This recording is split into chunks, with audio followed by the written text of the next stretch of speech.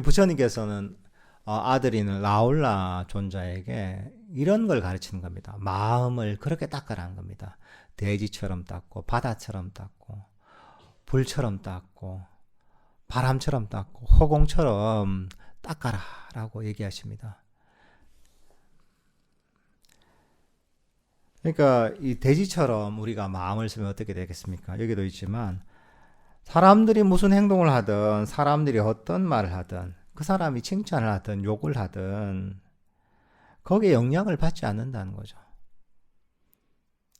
만약에 그 사람이 나에게 욕을 한다면, 비난을 한다면 자기 자신을 한번 되돌아보면 되는 거죠. 되돌아보고서 정말 내가 고칠 게 있으면 그걸 알고 고치면 되는 것이고, 그런 게 없는데 사람이 오해를 해서 나를 비난한다면 거기에 동요할 필요가 없는 거죠.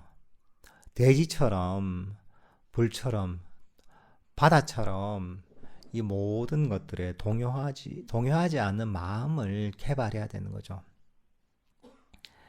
근데 그렇게 되려면 우리 전 시간에 얘기했지만 이게 나하고 관계없다는, 내일이 아니다는 그런 인식을 가져야 되는 거죠.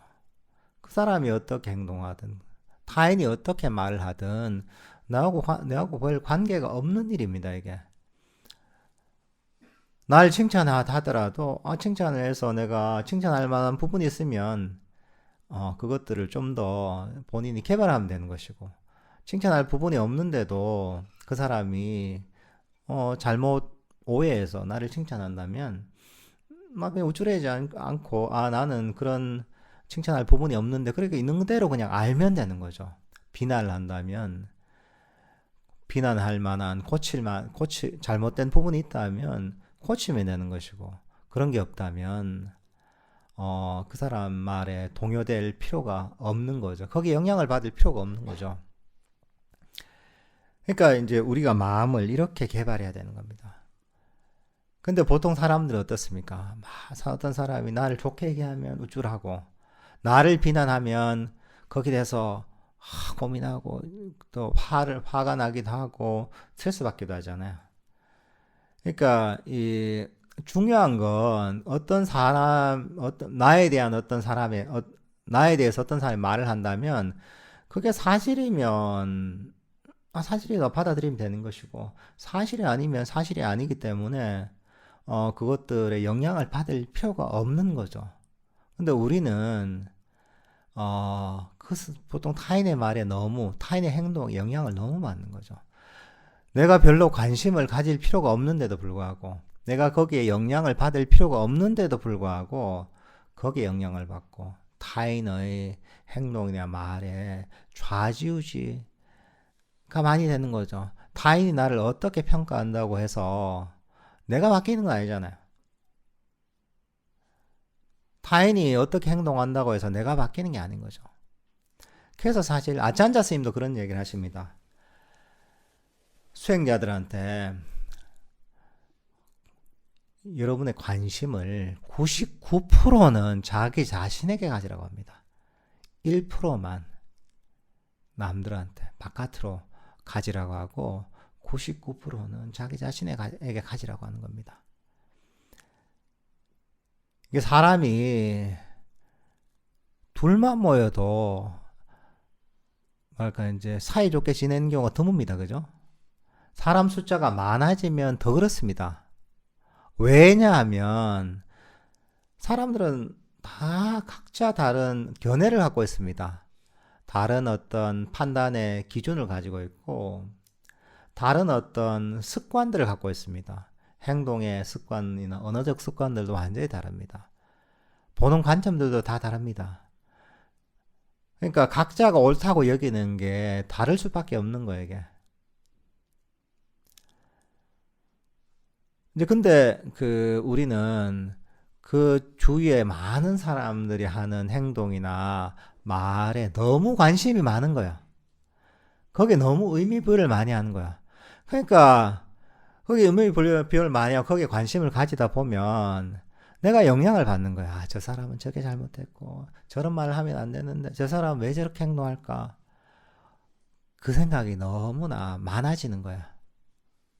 그러면 우리 주의력은 동시에 어, 안팎으로 갈 수가 없거든요. 밖으로 남에게 주의력이 가면 자기 자신의 마음에 주의력을 줄 수가 없습니다. 그 마음이 밖으로 향하고 남에게 향하게 되는 거죠. 그러면 시비분별이 많이 생기고 그러면 내가 괴로운 거야. 그 수행하는 사람들은 최대한 자기 자신에게 포커스를 맞춰야 됩니다. 그러면 스트레스 받을 일이 별로 없습니다. 나의 관심이 모든 걸 만드는 겁니다. 근데 문제는 뭐냐? 그게 나에게 괴로움을 일으킨다는 거야. 그게 나를 자유롭지 못하게 만든다는 거야. 근데 그것들을 다 놓아버리잖아요. 그러면 우리는 어떤 짐도 짊어질 필요가 없는 겁니다. 어떤 생각도 내가 책임질 필요가 없습니다. 어떤 감정도 내가 책임질 필요가 없습니다. 내 몸에 대해서도 내가 책임질 필요 없습니다. 내게 아니니까. 내 일이 아니니까. 다리가 아파도 내 일이 아니니까 신경 안 써도 되는 거야. 명상을 할 때 소리가 들려도 내 일이 아니니까 신경 안 써도 되는 거야. 몸이 불편해도 내 일이 아니니까 신경 안 써도 되는 거야. 정말 내 일이 아니다 여기고 여기에 관여하지 않잖아요. 그러면 모든 것이 사라집니다. 근데 이걸 여러분이 잘 이해되는 게 뭐냐면 이걸 가슴으로 이것들 이해해야 된다는 거죠. 머리로만 이해하는 게 아니라 이 머리에서 이해하는 것이 가슴까지 내려와서 이거 완전히 뭔가 이 일종의 깨달음 같은 게 일어나야 되는 거죠. 아, 정말 그렇구나. 해야지 사라지게 되는 거죠. 근데 이제 잘못 이해하면 넌 내게 아니야. 내게 아니어야 되는데 생각으로만 계속 돌아가는 거죠. 정말 내게 아니야. 이런 마음이 들어야 되는 거죠. 처음부터 완벽하게 되지 않더라도 그렇게 연습하는 거죠. 야, 정말 내게 아니구나. 생각이라는 게 보니까 내가 원하지 않는 생각이 계속 일어나고 그리고 이 생각이 사라지라고 해도 사라지지도 않고 야, 내 말을 안 듣네. 이 내게 아니네 정말. 야, 정말 내게 아니야. 이런 있잖아요. 야, 정말 맞다. 이렇게 되면 뭐냐면 마음이 가슴까지 내려간 거예요. 이게 이해한 게. 그러면 이게 정말 이 그런 어떤 생각에 대해서 관심이 떨어지는 거죠. 거기에 대해서 관여하지 않게 되는 거죠. 몸에 대해도 마찬가지죠. 몸이 나 아프기 싫은데 아프고 나는 몸이 컨디션이 좋고 싶은데 컨디션이 안 좋고 내 병이 안 걸리고 싶은데 병도 걸리고 야 정말 이게 내게 아니구나 이런 마음이 들어야 되는 거죠. 아 정말 내게 아니구나 해야지 이게 이것들을 놓아버릴 수가 있는 겁니다.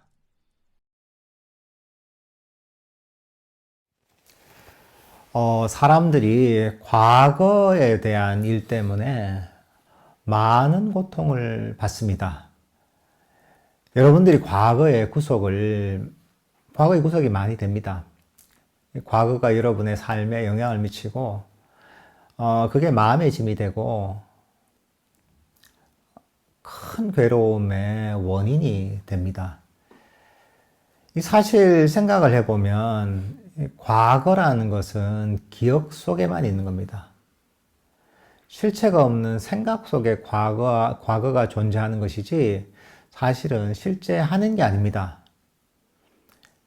하지만 실체가 없음에도 불구하고 과거에 대한 죄책감이랄까, 후회랄까, 과거에 대한 이런저런 복잡한 생각이랄까,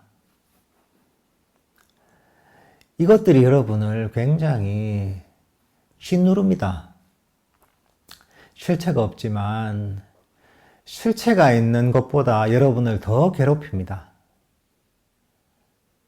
어떻게 보면 여기서 얘기하시는 것처럼 스스로 마음속에 감옥을 만들고 자발적으로 구속이 되는 겁니다. 자발적으로 구속이 돼서 자발적으로 징벌을 받는 겁니다, 이게. 그러면서, 아, 왜 난 괴로울까? 이 괴로움에서 벗어났으면 좋겠다. 이렇게 말을 하고 그렇게 말합니다. 스스로 만든 감옥입니다. 스스로 만든 감옥에 갇혀 있는 거죠. 그러니까 어떻게 보면 스스로 괴로운 가상현실을 만드는 겁니다. 가상현실을 만들어서 이걸 실제라고 여기고 있는 겁니다. 여러분들은, 이게 여러분의 어떤 현실, 이런 현실을, 있는 그대로 바라보고 이해할 필요가 있습니다. 일단은 이게 내가 정말 실체가 없는 과거에 사로잡혀서 스스로를 감옥 속에 가두고 스스로 괴롭히고 있다는 그런 명확한 이해를 가져야 됩니다. 그런 명확한 이해를 가지면 우리가 거기에서 벗어날 수가 있습니다. 근데 습관대로 당연하다 여기면 거기서 빠져나올 수가 없습니다.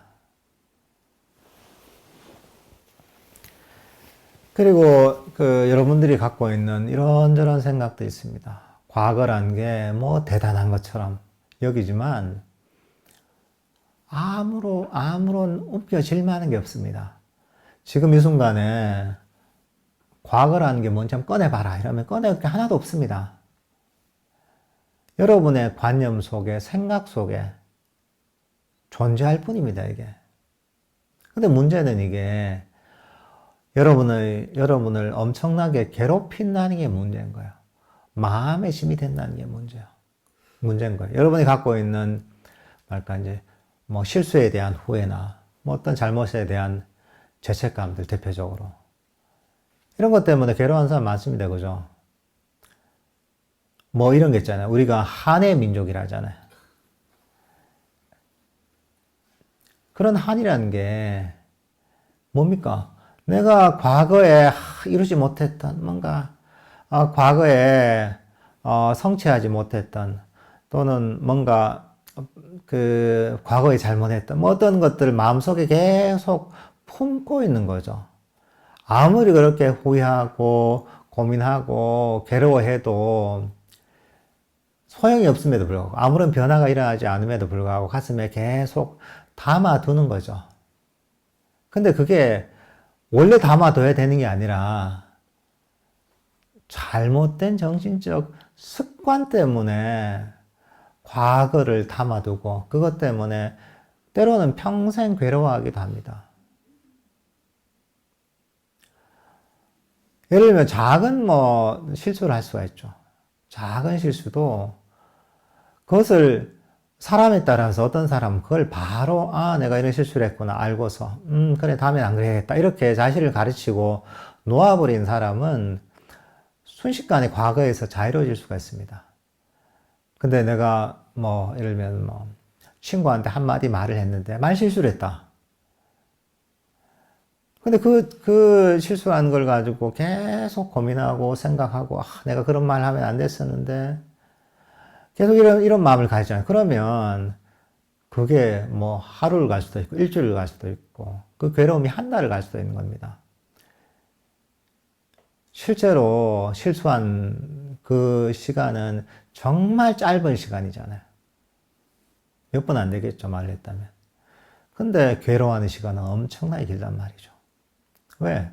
스스로 괴로움을 만든 거예요, 이게. 우리가 다가오지 않은 미래에 대한 어떤 불안이나 걱정들도 사실 똑같습니다. 미래에 대해서, 어떤 일에 대해서 불안해하고, 걱정하고, 이런단 말이죠. 물론 이제 우리가 미래에 대해서도 대비를 해야 되죠.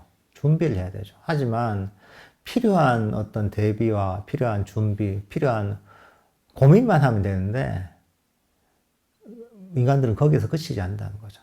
그리고 나서 아무리 고민하고 걱정하고 괴로워해도 소용이 없는데도 불구하고 다가오지 않은 미래에 대해서 고민하고 걱정하고 불안해하고 이런단 말이죠.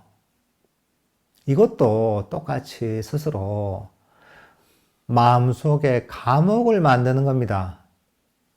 스스로 괴로움을 여러분의 마음이 창조하는 겁니다. 일체유심조란 말이 정말 맞습니다. 여러분이 마음속에 지옥을 만들 능력이 있습니다. 여러분의 마음속에 천상을 만들 능력이 있습니다. 근데 왜 괴롭게 우리가 지옥을 만드냐는 거죠. 그럴 필요가 없는데. 근데 이거는 아주 부정적인 오래된 습관 때문에 그런 겁니다. 있는 그대로의 우리 마음을 바라보지 못하는 그런 어리석음 때문에 그런 겁니다. 그 부처님의 표현으로는 눈에 티끌이 많아서 그런 거야. 눈에 티끌이 많으면 앞이 잘 안 보이잖아요. 그죠?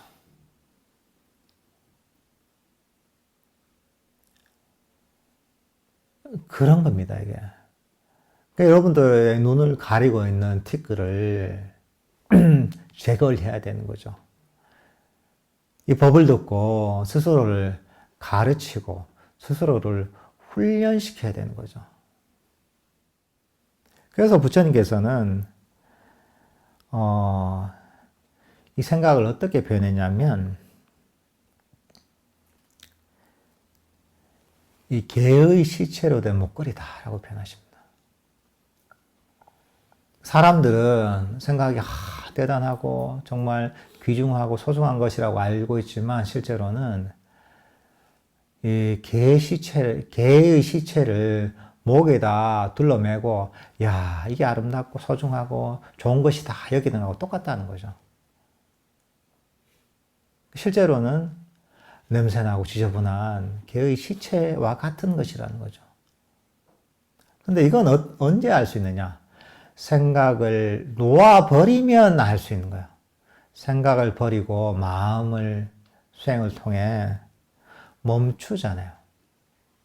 생각이라는 게 명상을 통해, 명상을 하는 것 자체가 생각을 멈추는 과정이거든요.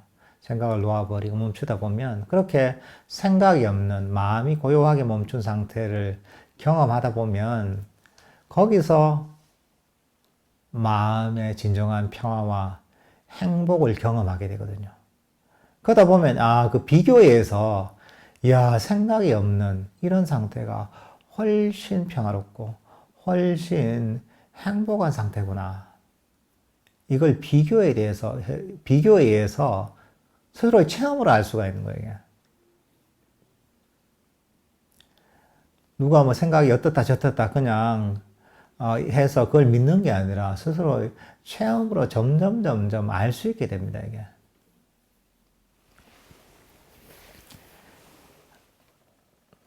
그러니까 생각에 대해서 여러분은 생각을 활용은 하되 그걸 너무 소중하게 믿으면 안 됩니다. 수행할 때 특히나 생각을 너무 믿지 마십시오. 생각이라는 것도 똑같습니다. 실체가 없습니다, 어차피. 이 생각이랑 저 생각이랑 어차피 아무것도 남는 건 없어요. 그 뭐가 실체가 있습니까? 그 실체가 없음에도 불구하고 여러분을 때로는 너무 괴롭게 만들긴 합니다. 그죠? 여러분에게 엄청난 스트레스를 주기도 합니다, 생각에. 왜 여러분이 그걸 움켜쥐고 이걸 중요하게 여기고 실체로 여기기 때문에 그게 진짜가 돼버리는 거예요.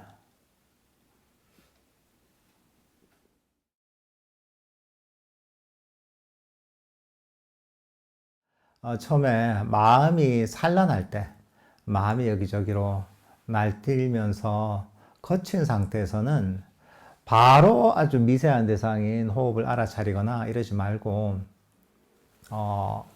현재 자신의 몸을 알아차리는 거죠.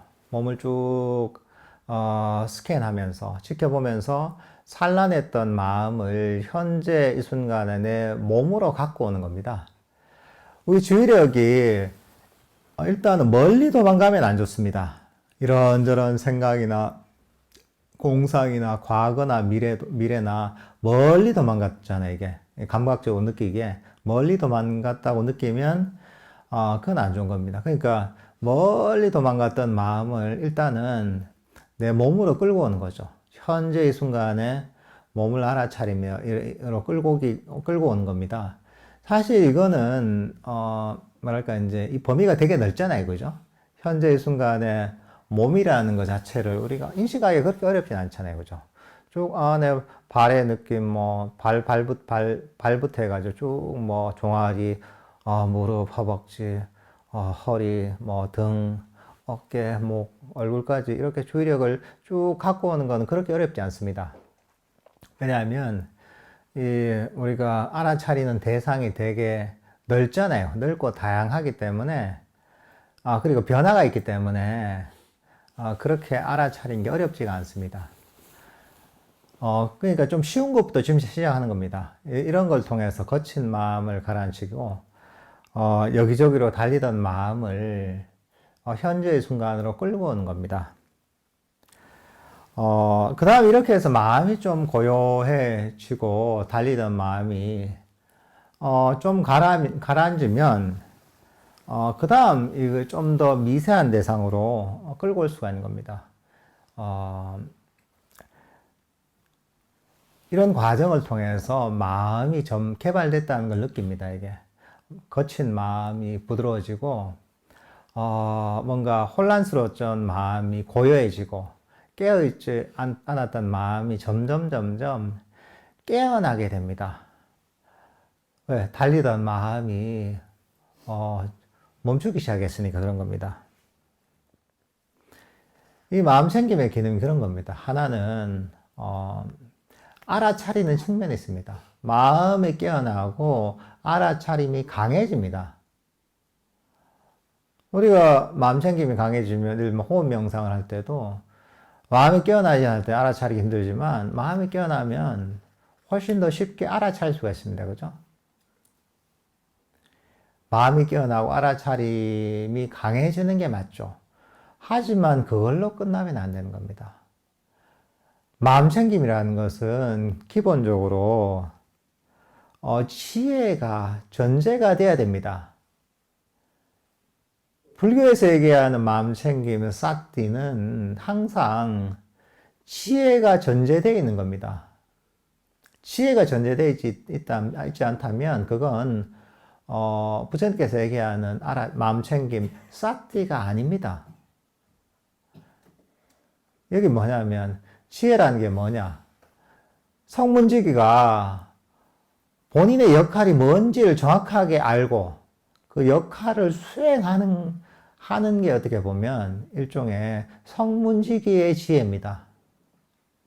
수행자의 지혜는 뭐냐 하면 법을 제대로 알고 그 상황에 맞게 법을 실천하는 것, 이게 수행자의 지혜고 부처님께서 가르치신 사티에 담겨 있는 지혜입니다. 이게.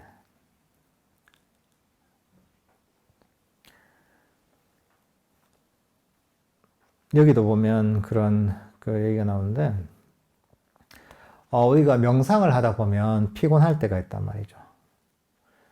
피곤할 때 보면 마음이 당연히 흐릿해지죠. 그죠? 피곤하니까 졸리니까.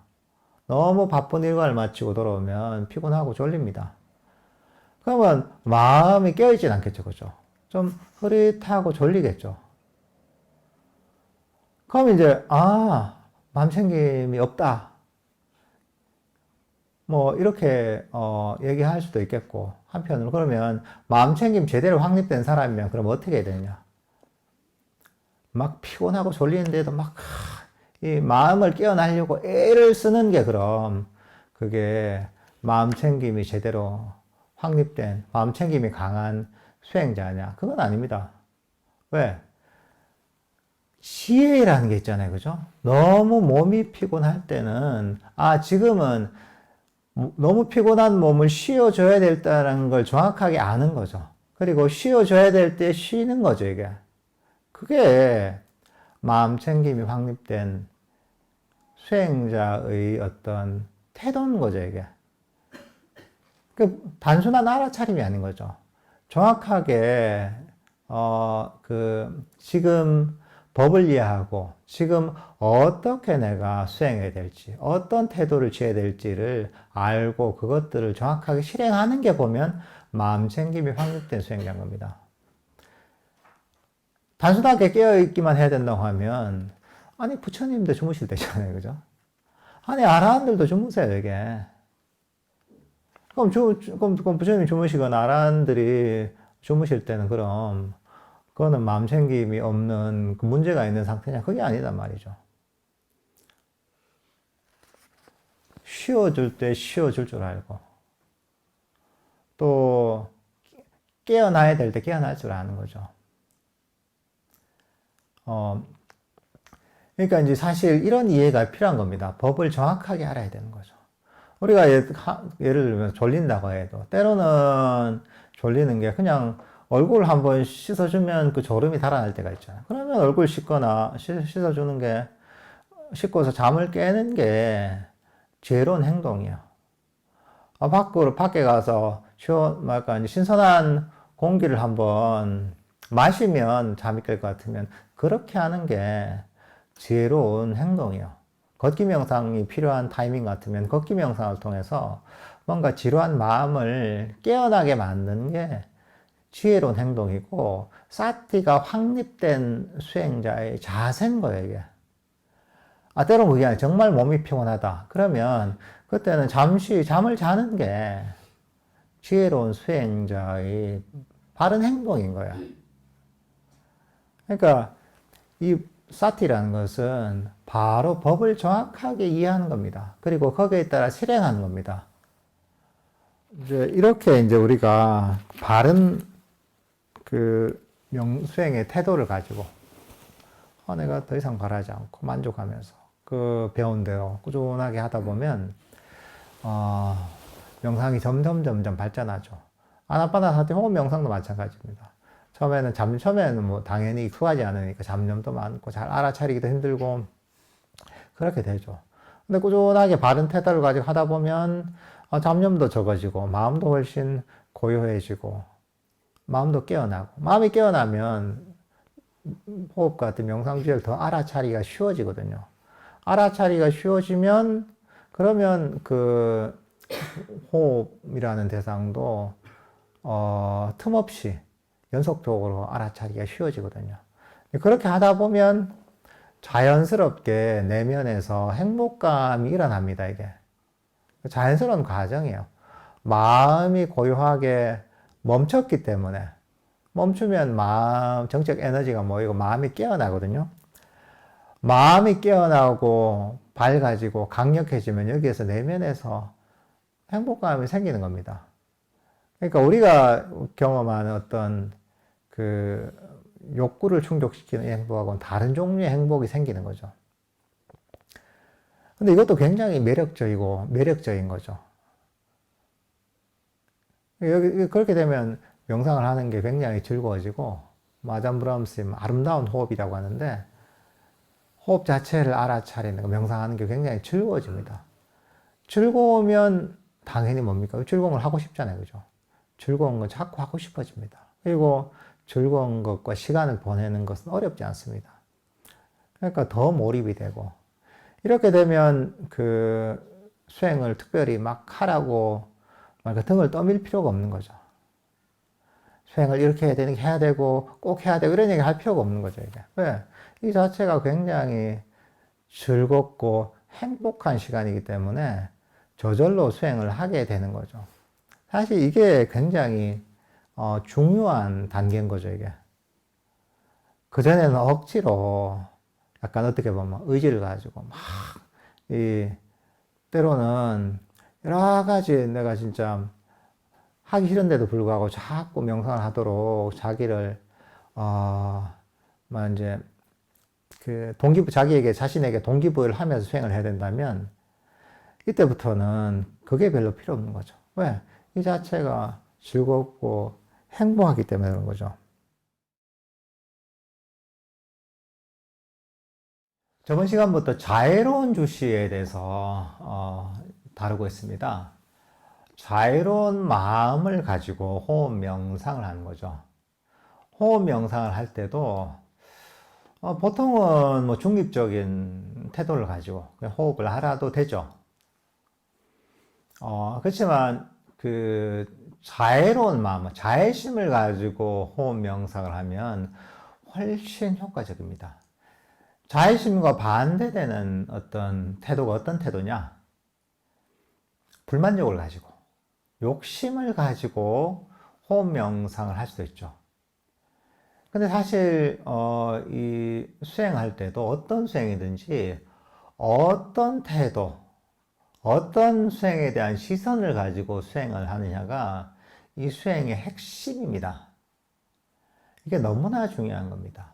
그래서 어떤 수행을 하느냐는 두 번째 문제입니다. 예를 들어서 뭐 우리나라의 전통적인 수행법, 뭐 가나선 수행을 하다가 나는 초기 뭐 부처님의 근본 경전에서 얘기하는 뭐 니까에서 있는 그런 호흡 명상 아나파나사티를 한다. 그러면 수행이 완전히 달라졌느냐? 꼭 그렇다고 얘기할 수는 없습니다. 아나파나사티 그 호흡 명상 한다고 해서 나는 부처님의 근본 가르침에 따라서 수행을 한다 이렇게 얘기할 수 있느냐? 그렇지 않습니다. 왜냐하면 중요한 거는 어떻게 하느냐가 사실은 핵심입니다. 어떤 태도를 가지고 하느냐. 그게 바로 부처님께서 가르치신 일종의 행복의 법칙이라는 수행의 핵심입니다. 대상이 어떤 수행법을 가지고 하느냐가 중요한 게 아닙니다. 어떻게 하느냐. how가 what이 아니라 how라는 거죠. 근데 만약에 욕심을 가지고 한다. 호흡 명상할 때 보통 어떻게 합니까? 사람들은 호흡 명상, 들숨과 날숨을 알아차려라 이런 법문을 듣고 또는 그 내용을 읽고서 보통은 어떻게 하느냐? 보통은 들숨과 날숨을 알아차려 이러면 코끝에다가 탁 정신을 차리고 호흡을 놓치지 말아야지. 들숨, 날숨, 고양이가 쥐잡듯이. 경기에 뭐 그런 얘기 나오잖아요. 뭐 성가에서도. 머리에 불이 붙은 듯이. 이렇게 한단 말이죠. 하면서 놓치지 않으려고 탁 고양이가 쥐를 잡으려는 것처럼 탁 이렇게 막 긴장을 하고 놓치지 않아야지 하면서 알아차리죠. 그러면 마음이 좀 깨어나는 것 같죠. 그죠? 마음이 좀 깨어나고 좀 집중도 되는 것 같고. 그러다 보면, 이게 이렇게 하는 게 뭐 수행이 되는 것 같은 느낌이 들어요. 평소하고 다르게. 조금 긴장되긴 하지만 마음은 깨어나고 정신도 차려지고 이런 느낌이 있단 말이죠. 보통 그렇게 합니다. 놓치지 않아야지. 그러려면 뭐가 필요합니까? 의지가 필요합니다. 의지를 포기하지 않는 불굴의 의지를 가지고 다 열심히 해야 된다. 이런 생각을 하게 됩니다. 그게 이런 호흡 명상뿐만 아니라 다른 수행을 하는 사람도 기본적으로 비슷합니다. 다들 의지를 가지고 놓치지 않으려고 하면서 열심히 하는 거. 근데 그게 바로 수행할 때는 문제가 됩니다. 이거는 내가 평소에 살던 대로 평소에 뭔가 뭐 열심히 뭐가 내가 가치 있는 일, 내가 중요하다고 하는 일들을 할 때 그냥 그냥 가지는 그런 태도입니다. 평소에 내가 세속에서 어떤 일을 할 때 써먹었던 훈련된 이런 걸 그대로 수행에 써먹는 겁니다. 근데 이게 잘못됐다는 거죠. 수행할 땐 그렇게 하면 안 되는 겁니다. 왜? 수행은 기본적으로 욕심을 버리게 한 겁니다. 괴로움의 원인이 뭐냐? 바로 욕심, 원함, 가래라고 하죠. 가래가 괴로움의 원이다 라고 합니다. 수행의 장애가 무엇이냐? 가래. 가래가 뭐냐? 원하는 겁니다. 더 원하는 거. 욕심이에요. 욕심의 바탕은 뭐냐? 의지예요. 의지라는 거 어디서 나오냐? 에고에서 나오는 거예요. 에고에서 의지가 나고 의지에서 욕심이 생기는 거예요. 사람 보면 이 욕심과 열의를 구분을 잘 못합니다. 관심은 있어야 돼, 수행에 대한. 하지만 그게 욕심으로까지 나가면 안 되는 거예요. 근데 의지를 가지고 열심히 해야지 이러면 벌써 욕심이 발동되는 거예요. 가래가 발동되는 거예요. 그러니까 그렇게 하면 이게 부처님께서 가르치신 제대로 된 수행을 못하고 있는 겁니다. 그럼 그 말고 어떻게 하란 말이냐? 아무것도 하지 말라는 건가? 그게 아니죠. 그게 아니라 욕심을 버리고 여기서 얘기했던 이 반대가 자애로운 태도를 가지는 거죠. 자애로운 여기 주시라고 되어 있지만 어떤 태도냐? 자애심이 뭡니까? 자애심이 조건 없는 포용과 조건 없는 사랑과 용서, 아무것도 바라지 않으면서 있는 그대로 받아들이는 겁니다. 그러니까 자애명사 하면 보통 사람에 대해서 생각이 쉬운데, 똑같이 이거는 사람뿐만 아니라 이런 호흡에도 적용시킬 수가 있습니다. 호흡 명상할 때도. 호흡이란 대상에도 적용시킬 수가 있어요.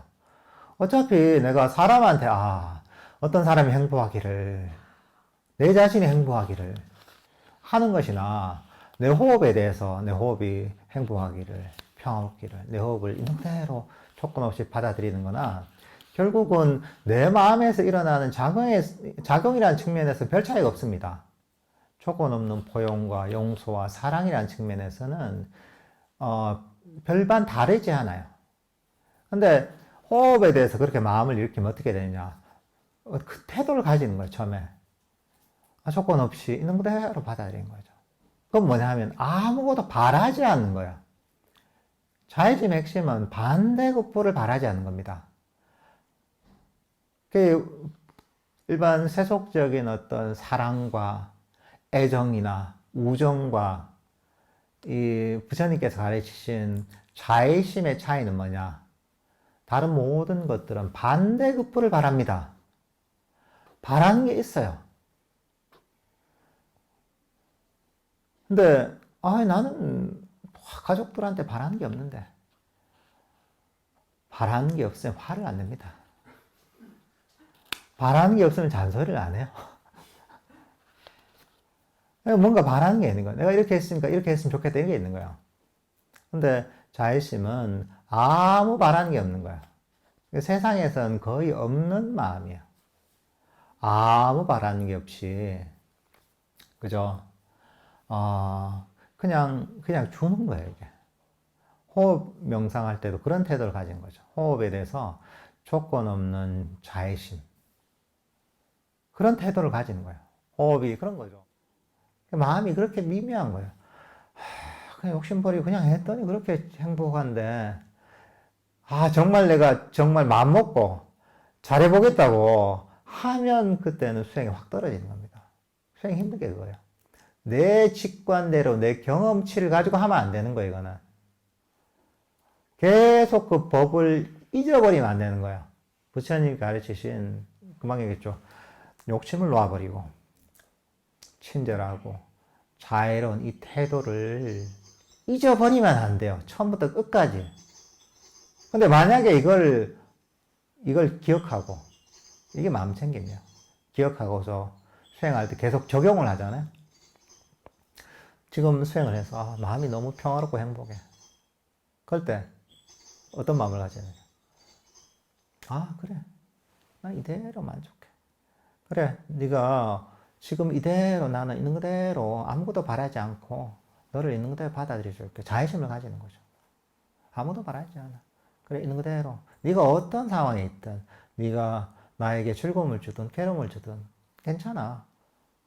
번뇌가 일어나지 않든, 괜찮아. 나 이대로 만족하고, 이대로 너를 있는 그대로 받아들여 줄게. 이런 마음을 가지잖아요. 그러면 그렇게 욕심을 버리고 자애심을 가진 태도를 가지고 수행하면 또 이게 더 깊어지는 거예요, 순식간에. 그러면 더 큰 평화와 행복을 경험하게 돼요. 그 다음에 또 여기서도 또 욕심을 또 버리는 거예요. 여기서 바람마음이 일어났잖아요. 그럴 때 또 버리는 거예요. 이대로만. 이러면 더 깊어지는 거예요. 놓아버리면 놓아버릴수록 그런 거죠, 이게. 우리가 수행 행복이라는 게, 어떤 세속의 행복보다 훨씬 행복한 것이거든요. 근데 그 행복보다 놓아버리면 더 차원 높은 행복을 경험하거든요. 더 강렬한. 그것도 놓아버리는. 그럼 더 강렬하고 더 차원 높은 행복을 경험하게 되는 거예요. 더 깊은 평화를 경험하게 되는 거예요. 또 놓아버리면 더 깊어지는 거예요. 그러니까 수행이라는 게 움켜쥐면 사라져요. 놓아버리면 저절로 찾아오는 거예요. 참 이게 희한한 거예요. 그래서 사실은 욕심을 버리는 게 전부예요. 수행은.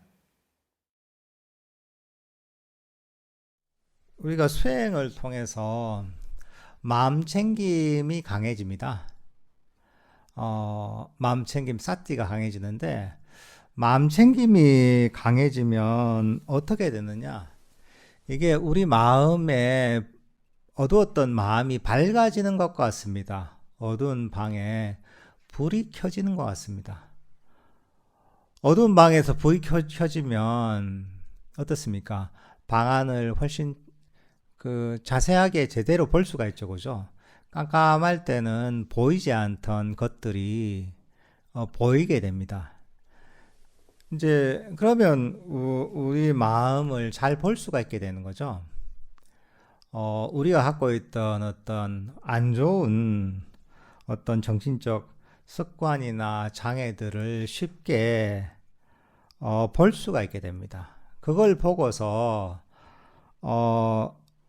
이게 안 좋은 습관이구나. 이게 바로 마음의 장애이구나 하고서 알아차리고서 이것을 버릴 수 있게 됩니다. 근데 이런 마음 챙김이 약한 상태에서는 마음이 어두워서 이런 게 보이지 않습니다. 보이지 않고 보이더라도 확실하게 보이지 않는 거죠. 좀 어두침침한 곳에서 보면 제대로 안 보이죠. 그리고 그걸 잘 보지 못하고 또 보더라도 제대로 보지 못하고 보더라도 늦게 보기 때문에 이런 안 좋은 정신적 습관이나 마음의 번뇌들, 장애들을 버리기가 힘이 듭니다, 이게. 근데 마음 챙김이 강해져서 마음이 깨어나고 마음이 밝아지면 어떤 마음의 장애나 번뇌들이 일어나는 순간 그걸 빨리 알아차리게 됩니다. 빨리 알기 때문에 그걸 쉽게 버릴 수가 있습니다. 예를 들면 요즘 이제 날씨가 따뜻해지다 보니까 잡초가 이제 나기 시작합니다. 그죠? 어떤 마당이 있거나 땅을 밟고 사는 분들은 지금부터 이제 잡초와의 전쟁이죠. 그죠? 우리는 다행히도 이제 잡초 뽑을 게 없습니다. 아예 잡초 뽑을 리 없는 공간에 있어서 그렇긴 하지만 지금쯤 되면 자기 집 마당이 됐든 텃밭이 됐든 잡초가 이제 서서히 자라나기 시작합니다. 그 잡초를 제거할 때 어떻습니까? 그걸 잡초가 나자마자 그걸 딱 뽑아버리면 너무 쉽습니다, 뽑기가. 하지만 그걸 내내 방치하잖아요. 방치하면 그 잡초가 무성하게 자라납니다.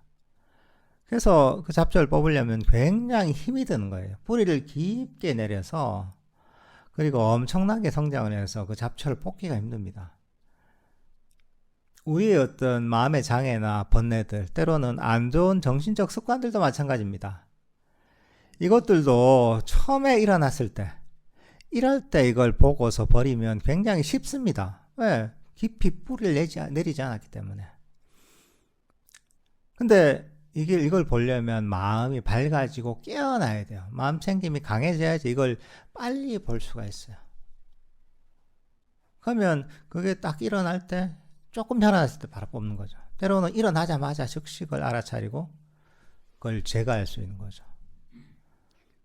그럼 너무 쉬운 거죠. 하지만 그게 한참 자라내게 되면 그걸 제거하기가 너무 힘이 듭니다.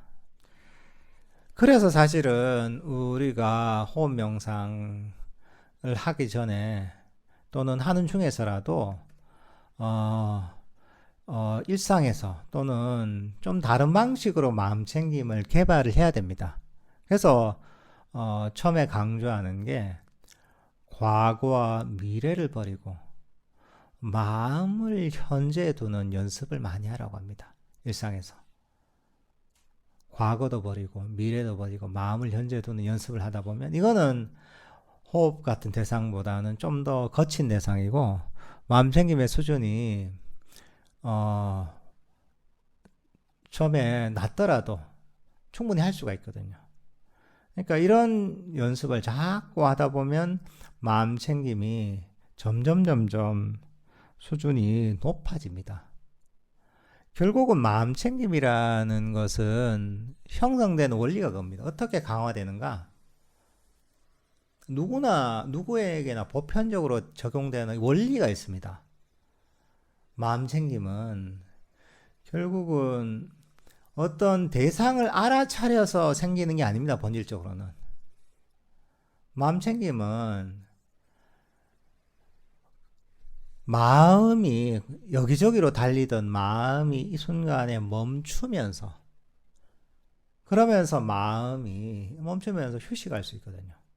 마음이 멈추고 휴식하면서 이러면서 마음 챙김이 강화되고 개발되는 겁니다.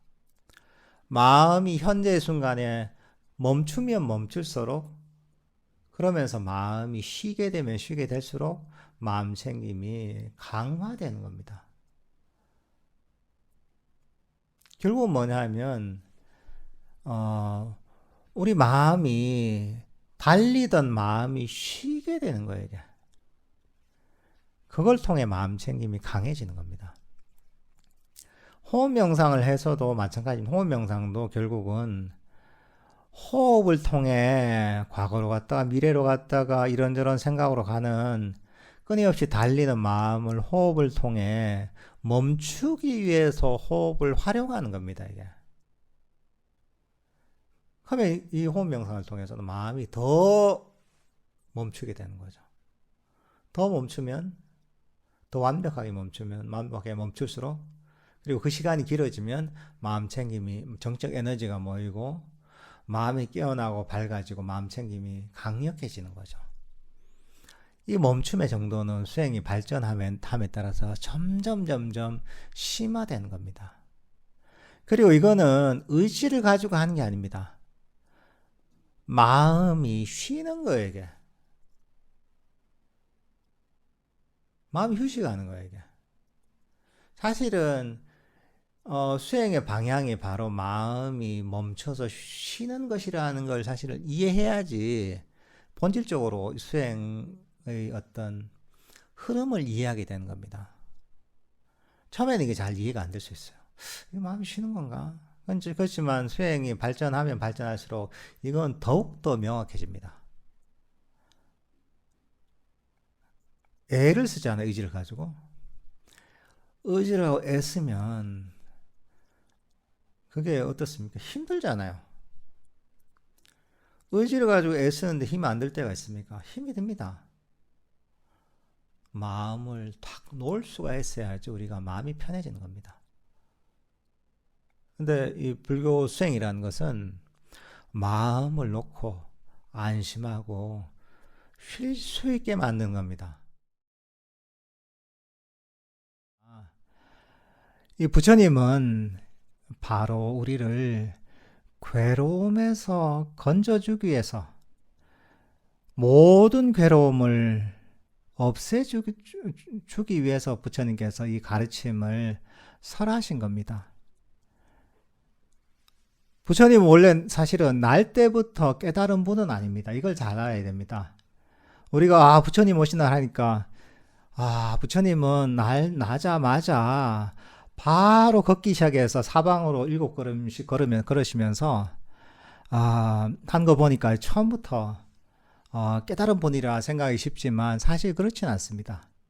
처음에는 우리와 똑같이 삶의 괴로움을 겪으셨습니다. 삶의 괴로움을 겪으셨고 사실은 그런 문제의식을 가지고서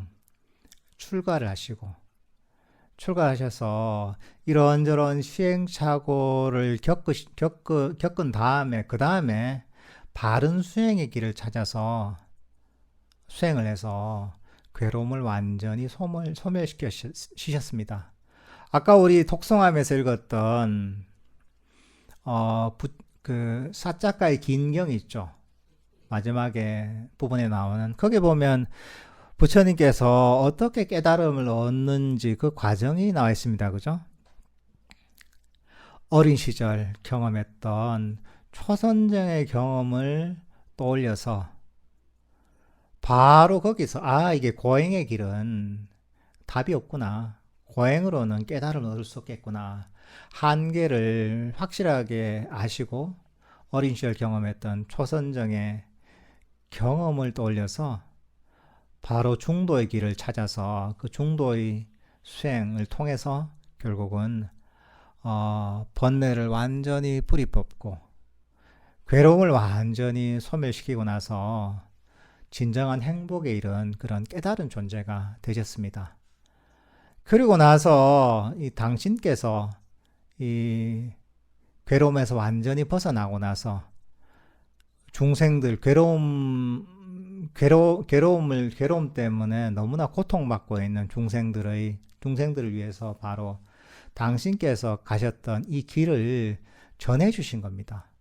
괴로움의 소멸에 이르는 진정한 행복에 이르는 이 길을 전해 주신 겁니다. 이 가르침들이 모여서 바로 불교라는 종교가 된 겁니다. 부처님의 가르침의 핵심은 딴 게 아닙니다. 바로 괴로움에서 벗어나서 진짜 행복에 이르는 것이 부처님의 가르침의 진정한 목적입니다.